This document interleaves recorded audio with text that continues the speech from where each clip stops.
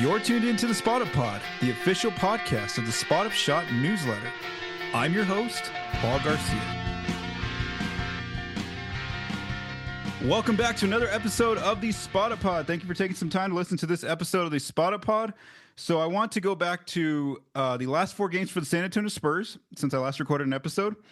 And I had said I think it was about a week ago, that I thought they would go maybe 3-1 in these games, or maybe 2-2 at worst. And no, they actually had a pretty tough week here. The Spurs did.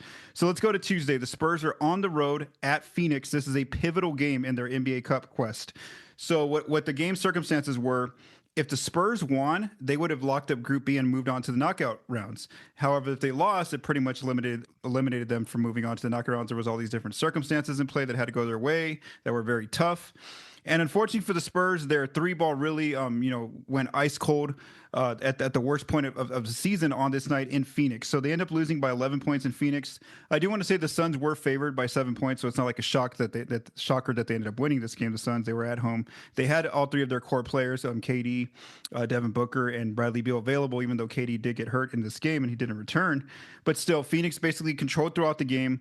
They led by as many as 17 points. And for the Spurs, they shot a season low in three-point accuracy on this night. They just cannot get a three ball to go down. The only player who had it going from distance and actually from the floor overall was Devin Vassell, but all his other teammates were struggling from three on this night. And so the Spurs did not get to move on to the knockout rounds of the NBA Cup, and so they ended up losing to Phoenix by 11 points. Then we go to Thursday. The Spurs are back home in San Antonio. They're hosting the Chicago Bulls. And the Spurs are actually favored by 2 points in this game against the Bulls. The Bulls had multiple players out. I do want to say that the Spurs were also without Victor Wembanyama in this game. But Chicago pretty much led all game. Their high paced offense really, really the Spurs' defense really had a tough time containing them with their 3-point shooting, their ability to kind of kick, dribble inside, kick out. Also, Nikola Vucevic had a big game. I think he had like 39 points in the post with Victor not available. And so the Spurs did end up losing this game by 15 points. And on this night, on Thursday, the Bulls set a new Spurs opponent season high 139 points. Things didn't get better on Friday. The next night, the Spurs are back at home. They're hosting the Sacramento Kings, who they have beaten twice this season. The Spurs have defeated the Kings once in San Antonio and once in Sacramento. But all of a sudden, without Wemby, that defense could not keep up. The Kings scored another opponent season high 140 points on the Spurs' defense this night. Sacramento was favored by 7. I do want to note that as well, since the Spurs were without Victor. And the Spurs ended up losing this game in a blowout by 27 points. They did lead early against Sacramento, but then the Kings came back and tied them in the first quarter.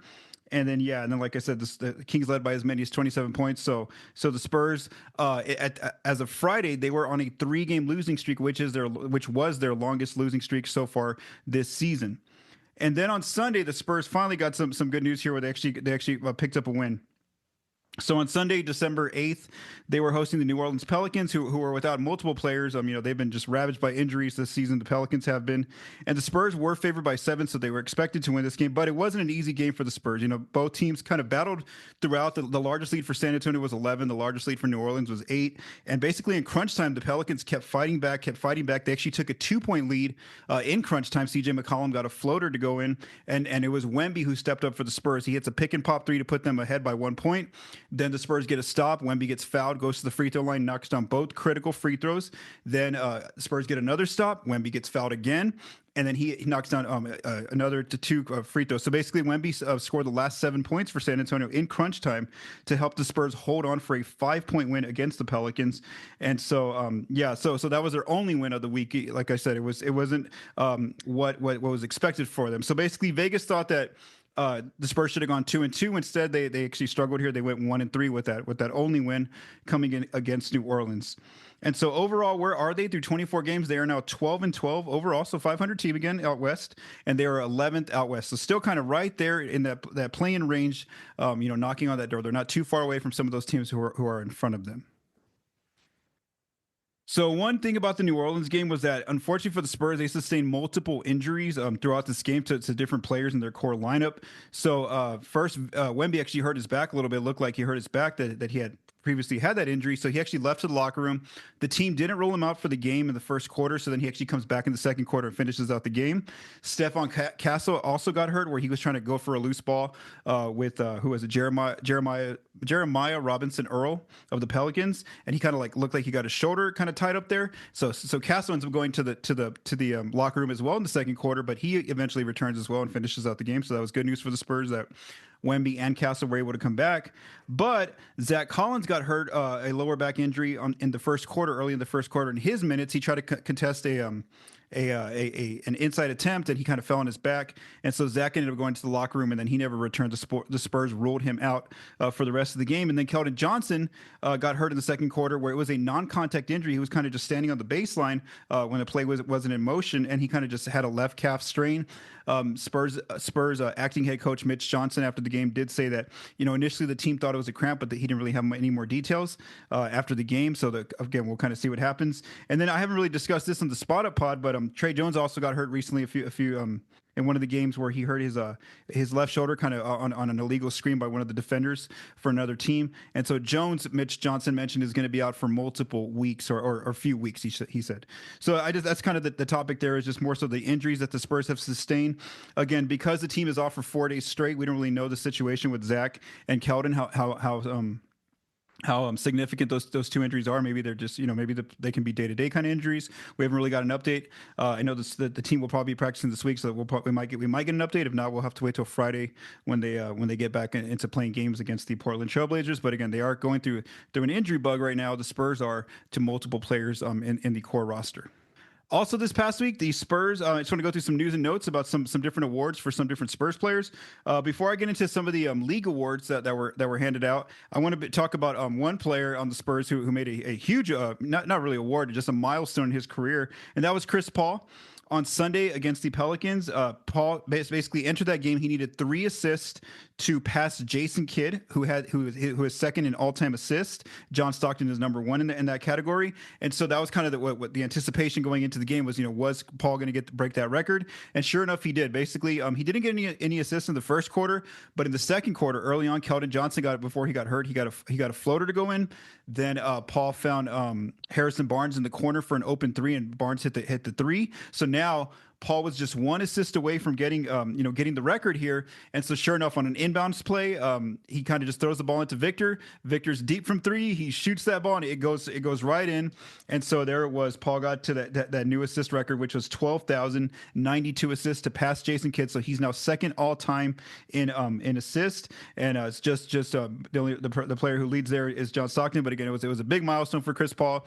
He ends up scoring 6 points, finishes with 10 assists overall in the game against New Orleans, and also 2 assists. Something just kind of remarkable about it was that it was against the team that he started his career with the now they're the Pelicans, but they were the Hornets back when he was a rookie playing with New Orleans. And then it was just, he had a really good post-game speech about how he thanked his family and just kind of everyone who supported him over the years. And so I did write that up over on the spotupshot.com if you want to read that. And then the Spurs have been doing a really cool job, their social media team, of putting out different videos. They showed a reaction from the locker room when the players post game, when they kind of celebrated with Paul. It was really cool. He gave a very emotional speech to the team. They got excited in the locker room. And then also the Spurs social media team, like I mentioned, has been putting out some pretty cool videos, having different interviews with former teammates of Chris Paul, like Blake Griffin, DeAndre Jordan, just players that he's kind of assisted to throughout his career. And so that's been kind of cool to see. All the accolades that Chris Paul's been getting these last 48 hours or 24 hours, I guess you would say, since he broke that assist record. So again, that was props to Chris Paul for getting that record. And then some other news that came out from the league this past week that I didn't get to cover here was that there's a brand new award called the Defensive Player of the Month Award. There's one for the Western Conference and one for the Eastern Conference, and Victor won that award, to no surprise, in the West for the months of October and November. They kind of combined the 2 months. The NBA usually does that, because October is only like a week or 2 of season play. And so that's pretty cool that this is a brand new award, and Wemby wins the first one for the West. And what I do like about this award is that you're going to basically have like a track now, going month by month of who were the best defensive players in both conferences. That way, when the when the final award comes out at the end of the year, the Defensive Player of the Year award, there's not going to really be too much argument because you can kind of see a paper trail of who is winning these awards monthly, who is kind of in that category, or like the all defensive teams. And so that was just kind of that was just something I wanted to know, is that Victor won that award. One thing that was interesting, I was just kind of looking at the nominees before I prepped this episode, and Rudy Gobert wasn't even nominated for the award this time. And you got to remember, he's the defending Defensive Player of the Year winner. I know it was very controversial last year because Victor had all these crazy stats, but he wasn't on a top 10 defense. So this year, at least the fact that Wemby already won the West award shows that he's already obviously there, one of the favorites there to win that Defensive Player of the Year award. And so that'll be something to watch as the months go along, to see how many of those he can collect as the season progresses. And then Dyson Daniels from the Atlanta Hawks also won that award for the Eastern Conference. So he was the East Defensive Player of the Month.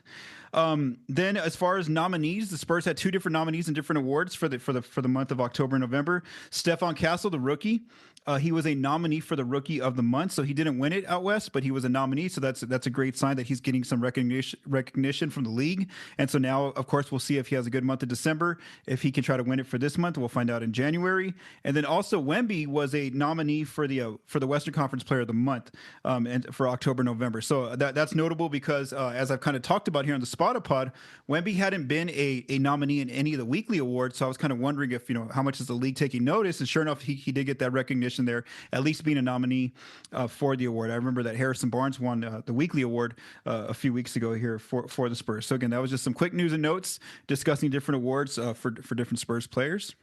All right, so now for our two topics, for the main topics for this episode, I want to focus on two things that I kind of wrote about this past week, and I just kind of want to dive a little bit further where I kind of just one, provide some new updated information regarding those articles that I wrote, but also kind of just giving, providing more analysis, I guess you could say, that's different from just typing it up in a computer. I could actually talk about a little bit more, via, audio. So I want to talk about one of the pieces I wrote this past week, which was about Stephon Castle's ability to drive the ball and get to the free throw line. This was something that, I remember watching when I did my scouting report of Castle when he was playing at UConn. I remember I published the report back in May after watching a lot of tape on Castle. And that was just something that really stuck out to me, was that, yes, we knew that his three-point shot was a work in progress. That wasn't going to be a skill he was going to have right away at the NBA level. But one thing you saw in college from him was his physicality, his size, how he could, he could get to the line pretty easily at the college level. He was crafty, driving the ball. We didn't see as much point guard play, I would say, in the tape. At the college level, I think he's definitely been playing way more point guard with the Spurs. He was more so, off ball. Sometimes, they had him at different roles, at UConn. And so just kind of what I want to do here is just kind of, go through some updated numbers and kind of just reflect on what I wrote there and kind of how it still matches the eye test from what we're seeing from Castle as just a rookie. So for one thing, we know that he definitely likes to attack in the paint. 48% of his shots right now are coming from the paint. The good thing about these shots is that he's trying to get to the closest point of the rim, which is that dunk layup range within 4 feet of the rim. 32% of his paint shots come from that area, and only 15% of his paint shots come from that floater range, which is outside the restricted area, which is an inefficient area. He shoots about 28% from there, whereas when he's actually attacking the rim at the closest point, he's making 61% of his shots there. He also, one thing that you see about his drives, what they're doing for him is that they're allowing him to get going in crunch time. The Spurs have depended on him multiple times to get buckets in crunch time, and that's where some of these numbers are reflected. In crunch time, he has 7 makes so far this season, and he actually has the best shooting percentage, amongst players who have taken like over 3 or 4 shots. He's made 58% of his shots in crunch time, and so he's tied with Wemby right now in made shots during crunch time.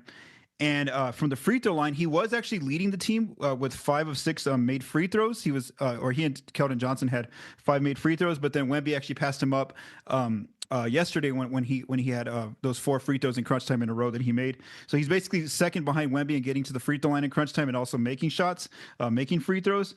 And then as far as some of his ball movement numbers, he had 2 assists in crunch time, and he does have 4 turnovers now, and that was more so a bigger issue in that Pelicans game. He had several turnovers in crunch time early on before Wemby took over.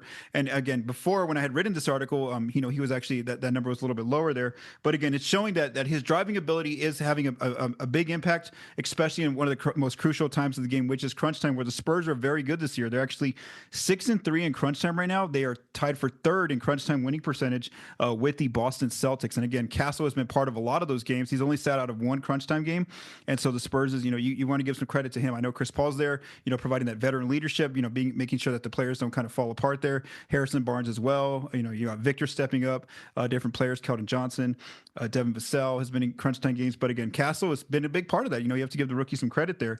And then one thing I noted too in that article was that the Spurs are really not putting a lot of limitations on him. I know that he's only a rookie, but he's got a 22% usage rate, which is basically second in the starting lineup behind only Victor. Victor, of course, leads the team in usage at, I think it's like 30% or 31%. But that's good for the Spurs. The fact that they're letting Castle kind of operate, kind of figure things out, letting him run pick and roll, letting him try to attack when he thinks he has an advantage on someone. So that's one thing about the Spurs. They're not really limiting his attempts. He's going to make some mistakes at times, as Coach Mitch Johnson has said, but he a lot of times he makes up for them because he makes plays on both ends. He's not just an offensive player; he's a defensive player first. And so that's something that I wanted to note as well. Is his usage percentage is pretty high on the team, and that's good to see that the Spurs are giving him those opportunities to kind of figure out the NBA game in year one. They're not really putting a lot of limitations on him. They're allowing him to make some mistakes and kind of just figure out the NBA game. And like I said, it's showing early on that he's being productive, especially in driving the ball. When we look at his drives numbers, these are per Second Spectrum via NBA.com. He actually leads the team in total drives. He's driving the ball 181 times so far this year, which is the team high. When he does take a shot, like a layup or a floater, he is struggling here at 39%. And again, that's more so him being a rookie, learning how to adjust to the NBA at the NBA level. We do note that he's pretty even in what he does when he does drive the ball. 40% of the time he's going to put up a shot like a layup or a floater, whereas 37% of the time he's going to kick out to a teammate. And we know that he's really good with his vision and seeing different players. That some of those reads are not easy to make, and Castle can't see a lot of those reads when watching the defense. And then one thing I noted about just his free throw ability is that on his drives, he's getting to the rim, to the free throw line about 11% of his drives, which is second on the team behind only Harrison Barnes. So again, we see that for a rookie, the Spurs are really depending on him to be one of those players who can get to the line. And we see that at times when the Spurs are struggling to score, Castle would just kind of get aggressive and try to go in. He uses his physicality to absorb some contact and get shots up and get himself to the free throw line. And refs are giving him some calls, as just a rookie. He's getting that respect. The fact that he really seeks that contact from the defense. It's not easy to stop him going to the rim is what we see there from Castle. And then, like I said, because he's a rookie, turnovers are going to happen. About 9.9% of the time on his drives, he is turning the ball over. And again, that's expected for him learning the NBA game. One thing, if you want to go read that article about Castle's drives, I did put some film clips together in there. And so I show some really good possessions where, he's absorbing contact, where he's taking a big one-on-one and finishing against them using that I guess people are saying the slow step against the defenders. He had a really cool play against the who was it? The Pelicans. Or no, not the Pelicans. The Kings. Yeah, or I don't remember. It was one of the Spurs' recent games. Anyway, he had a play. I don't remember who it was against, but where he basically almost does one of those old DeMar DeRozan moves, where he's driving in, he pump fakes, gets the defender to bite, the defender jumps up, fouls him, and then Castle still puts up the shot and gets it to go in. So again, that's like a veteran move that a rookie's making right there. Castle is able to do so. Again, there's some film there on some of those kind of plays, and then of course, like I mentioned, there's some film on the plays where he's it doesn't look so good for Castle, where he's learning as a rookie to sometimes he kind of rushes it in, where he thinks he has an angle to get to the basket, and then he realizes, oh no, there's multiple defenders here, so he kind of just resorts to throwing up a floater from like 6 feet out. That's obviously not an accurate shot that usually that misses most of the time. He also might think that he beats someone off the dribble, but then he doesn't realize there's help defense coming quickly, and players might block his shots or really deter his shots. So again, that's expected as a rookie. He's learning how to read the game at the NBA level. But that was one thing I wrote about, was just kind of what's been really impressive with Castle in bringing that college skill he has of being able to attack the defense on drives, get to the free throw line. He's already bringing that to the team, and the team's really relying on him, like I said, to be one of those players who can get to the free throw line.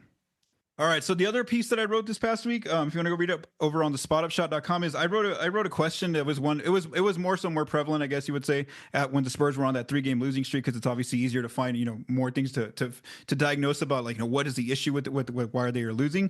And so one of the big takeaways this past week when they were losing these games on these 3-game losing streak was this pattern that they've had where they fall behind early by double digits, They claw back and they try to make these comebacks in the second half. And, credit to them that they're good in the second half. But, one of the big issues that players have brought up, and even Coach Mitch Johnson has brought up, is just the fact that they keep falling into these holes.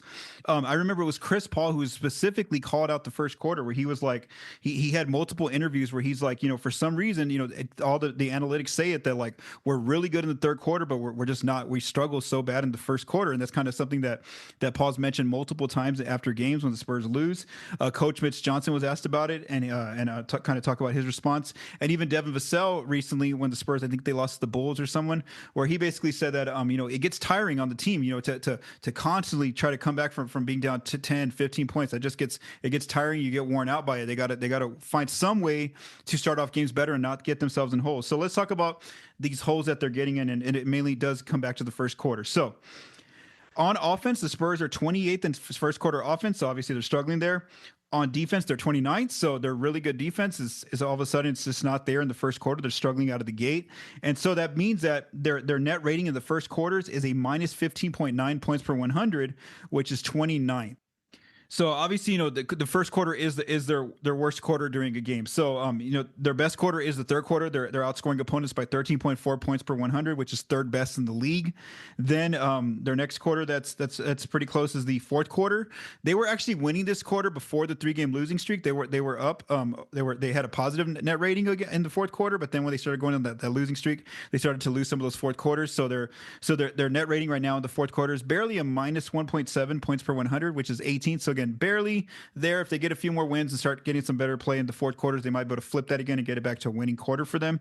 And then the second quarter, they haven't been so bad. They're a minus 4.6 points per 100, 23rd. But again, it's not as significant. Minus 4.6 isn't as big as that big gap at minus 15.9. That's a huge issue for them, is the first quarter. So one thing before I get into some of the numbers about why, my observations from why they're struggling in first quarters, I do want to say that, regarding those holes that they do fall into some double-digit holes. They basically have trailed by 10 points in 67% of their games this season, and they are 5-11 when they fall behind by 10 points. So again, they are capable of making comebacks, those double-digit comebacks, but again, it's only been 5, and then the 11 other times they've lost those games. Regarding 15-point deficits, when they fall behind by 15 points or more, they've fallen behind by 15 points in 50% of their games. That's half their games, and they are only 3-9 when down 15. So again, they've made 3 comebacks when down 15, but they've lost the other 9 games. So again, that's why Vassell is mentioning how they just cannot keep coming out in these holes, because it gets harder to make those comebacks. And of course, we saw against the Bulls, against the Kings, they tried to make some sort of comeback, but it wasn't their night, and they weren't able to do that, especially when they fall behind by so many points. So what I did was I basically looked at the first quarter numbers, and I basically I like to look at the 4 factors, because it kind of tells you what is the team, what are the main issues for the team. Is it shooting? Is it the opponent shooting? Is it turnovers? Is it getting to the foul line? Is it offensive boards for the other team or yourself? And so it really just lays out those things, and I kind of just broke it down into the quarters. And so here were my takeaways. So some good things about the Spurs in the first quarters. One is that they're doing a great job of not putting their opponent on the free throw line. That's one thing they've continued to do. That's one of their hallmarks of their defense, is not putting the opponent on the free throw line. And so they definitely do that really well in the first quarter. They don't really put their opponent on the free throw line too much. So that's a good sign for their defense. Then also in the first quarter, they don't really give up too many offensive boards to the opponent. So again, they're crashing the boards pretty well, not allowing too many second chance points. So again, those are 2 good marks. And again, they're both on the defensive end for them in the first quarter. So let's go find out, why are they struggling though? What is the issue? So one part is their offense, and that's going to be tied to their defense in a way. So first, they're shooting. They just struggle coming out of the gate. They just don't make shots really well. I think part of it too might be their shot selection. I noted, before that game against the Pelicans, that 60% of their shots in the first quarter come from 3, and 40% come from inside, inside the arc. And so again, if you're just starting out a game, if you're not quite in rhythm yet, you're kind of just trying to figure out your rhythm. It is harder to be relying on those outside shots. Early on, maybe trying to get it going inside first might help them a little bit. So that could be part of it, is that they're taking way more jump shots early on in the game. And of course, if they're not, if they don't have a good rhythm yet, it's hard to be accurate. I looked at the players' effective field goal percentage, a lot of the core rotation players, and only 2 players shoot better in the first quarter than they do throughout the entire game. And that's Julian Champagnie and Keldon Johnson. So this kind of matches the eye test with Champagne. We know that, a lot of times he's probably he's like one of the few starters who gets like 2 or 3 made shots within the first few minutes of being out of the court. He actually leads the team usually early on in scoring in that first quarter, and then later on other players start to get going as well amongst the starters, and then Keldon. The reason why he gets going pretty well and shoots pretty well in the first quarter is because the kind of game he has. He's a driver first. Keldon likes to attack the basket. He likes to get as close as he can to the rim. And so obviously, he's not looking for that 3-ball first. He's going to try to drive on you. And so he's getting himself those good shot opportunities just by attacking the dunk layup range. And so that's why I think Keldon gets his effective field goal percentage is also higher there in the first quarter. Then one of the other issues for their defense is the opponent shooting. So all of a sudden, opponents are shooting very well against them in the first quarter. So what I noted here is that part of it is the shot selection. Opponents now, they don't take as many looks from 3 against the Spurs' defense in the first quarter. They actually take only I don't remember what the number was, but they definitely take more 2s and 3s against the opponent against the Spurs defense. So again, they're trying to go more inside, trying to get those shots closer to the basket first before resorting to the outside shots. And then part of the opponent's shooting might be just the Spurs defense feeling out the opponent. They're playing another team, another new 5 players. Figure out what are they trying to do on offense, and maybe that's why we see that in the third quarter they're really dominant defensively, is because now they figure out how best to guard the opponent. They know their schemes, their strategies. So again, I think that's partly just kind of feeling out what is that offense doing. Another part is when you shoot bad on offense, defensively it's tougher to get stops because you can't quite get in the half court. You're missing shots. The team's pushing the ball against you, so you're playing more so in transition. Also, what I'm going to talk about next is the turnover situation. The Spurs turned the ball over a lot more in the first quarter, so that puts their defense, on their heels, and they're constantly having to play out in transition. And so, that allows the opponents to get better opportunities as well. So again, those are some of the reasons why I look using both the eye test and also the numbers, why I think that the opponents are shooting very well in the first quarter. One thing the Spurs also don't do as much in the first quarter is get to the foul line. Again, it's kind of hard to kind of get that momentum of like trying to draw fouls early on when the game's just starting. Teams are kind of figuring out how to attack each other, and so that's something that we do notice is that if they're taking a lot more jump shots, the Spurs are taking more 3s early in the first quarter. Of course, they're not going to get as many foul calls, and so that's just something that I've noted. Even a player like Castle, who gets a lot of free throws, he doesn't really start attacking till like the second quarter and beyond is what his tendencies kind of show. He's not really he's more so looking to pass to players or kind of just get attack on layups and things like that when he first gets out there on the floor. And then, like I mentioned earlier, one of their big issues in the first quarter is turning the ball over. Part of that is just like I said, maybe they're just feeling out the defense now. They're trying to figure out how is the defense guarding Wemby or whoever's out there, the main playmakers. How are they guarding them? How are they scheming that way? And so that could be a part of it. When Mitch Johnson was asked about, what is there like a pattern, I guess, or I forgot. He has a certain word. Is there like a connection between what's going on with the first quarters? He just mentioned how basically lack of energy. He had used the word lethargic early on in first quarters. That I don't know what it is, but they just don't come out with a lot of energy. The Spurs, and then all of a sudden, they get it going in the second half or the second quarter and beyond. They start to kind of push back and start to find that momentum. So that's just part of it too. Is just kind of I don't know if it's a mental thing, just kind of starting with the right mindset and being more aggressive about it.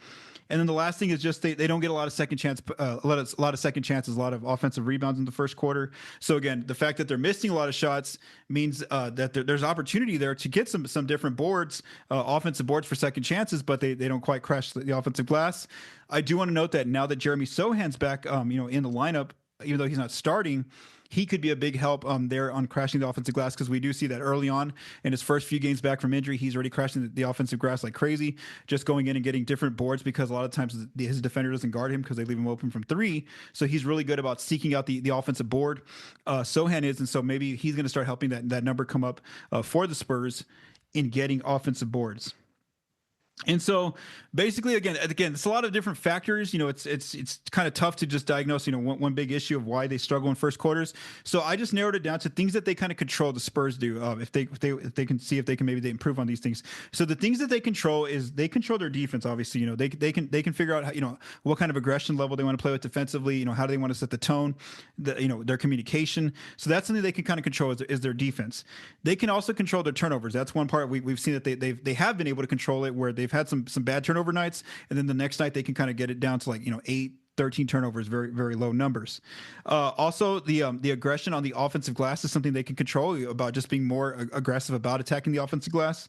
Like I mentioned, Sohan might help there. And then lastly, they can control a little bit more about trying to get to the free throw line. Again, they can be more aggressive about maybe not just solely relying on a lot more, more jump shots to start the game off, maybe trying to attack early on, maybe get some looks inside, trying to post up or do cuts, DHOs, pick and roll man kind of situations, seeing what they can do to try to put the pressure on the referees to make the call early on in the game. So again, that's kind of just some of the notes that I made about the first quarter. Again, I went into more detail if you read the article over on the spotupshot.com. I did want to note that since I wrote that article in the game against the Kings, they did come out more aggressive. I would say they came out with more aggressive, I would say, in the first quarter, with the better mindset there, where they actually led by, I think it was like 11 or 13 points in the first quarter against the Kings, and then Sacramento came right back and they ended up tying them at 33 all. And just for the Spurs, I think if they can just tie the first quarter, that's actually a good improvement for them, because then a few nights later against New Orleans, the Pelicans actually outscored them by 6 points already in the first quarter. So again, that kind of the pattern continued of them struggling early on in the first quarter. It wasn't a huge hole against New Orleans, but it also wasn't, they weren't winning the quarter. All right, so the Spurs have quite a few days off here now. They actually have 4 days in a row off. I am recording this on a Monday evening, so their next game isn't until Friday at Portland, and that's good news for the Spurs, because like I mentioned, they are dealing with some injuries, with Zach Collins on the injured list, Keldon Johnson as well on the injured list, Tre Jones. This will give some of those players a chance to continue to recover without any games being played. And so the Spurs' next game is on Friday at Portland, and then their other game is going to be, their second game will be Sunday versus the Minnesota Timberwolves. And then from there, I will be able to record a podcast sometime next week before the third game of whatever that game that is. So again, if I wanted to give a prediction here, I'm going to say that they win against Portland. Both teams will be rested after this break for the in season or the NBA Cup knockout rounds. So Friday, I'm going to say that the Spurs defeat Portland in Portland. And then as far as the Minnesota one, I know you can't really see it, but I put let me see. Can you see it? Yeah. So I put win, and then I went back. I was like, no, lost. And then I went win. And I ended up lost, just because had they maybe gone 3-1 this past week, I would probably feel a little bit better about the Spurs, how they were playing right now. So I would have said maybe win, because I don't think the Minnesota team's as good as as they were last year. But just because the Spurs kind of didn't quite they didn't quite play as well this past week. They barely even beat New Orleans, who was missing a bunch of players. I'm going to go lost there. So I'm going to say 1-1 in this current week, this upcoming week for the Spurs against both Portland and Minnesota. But again, we'll see. We'll kind of see what happens, and I'll do a check-in with you all next week. Thank you for taking the time to listen to this episode of Spot Up Pod. If you like what you heard, please subscribe and leave us a rating on your favorite podcast apps and our YouTube channel. The Spot Up Pod is recorded and produced by Paul Garcia. The music for this episode was written by Vincent Garcia and Paul Garcia. Thank you for listening, and have a great day.